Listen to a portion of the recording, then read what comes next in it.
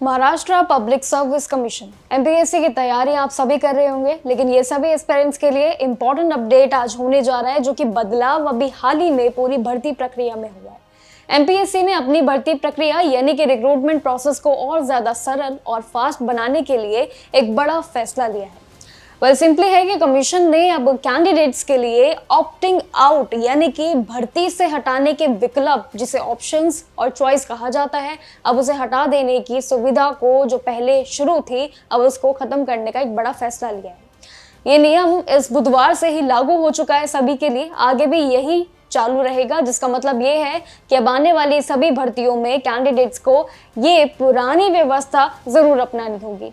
और जिसका मतलब है कि अब आने वाली सभी भर्तियों में कैंडिडेट्स को ये पुरानी व्यवस्था देखने को नहीं मिलेगी।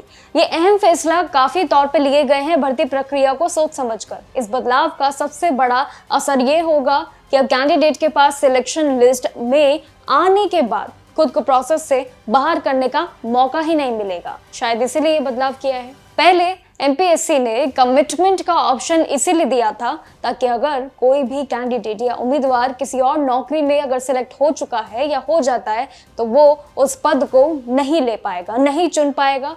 लेकिन अगर वो हटना चाहते हैं, अगर वो हट सके तो किसी और को मौका उसके तरफ से मिल जाएगा।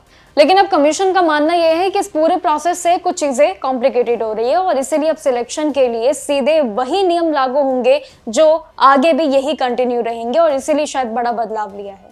लेकिन ये सिंगल काडरे और साथ ही मल्टी दोनों के ऑप्शंस के लिए भर्तियों में ये ऑप्टिंग आउट यानी कि चॉइस वाला जो ऑप्शन है, इसको बिल्कुल ही हटा दिया गया है।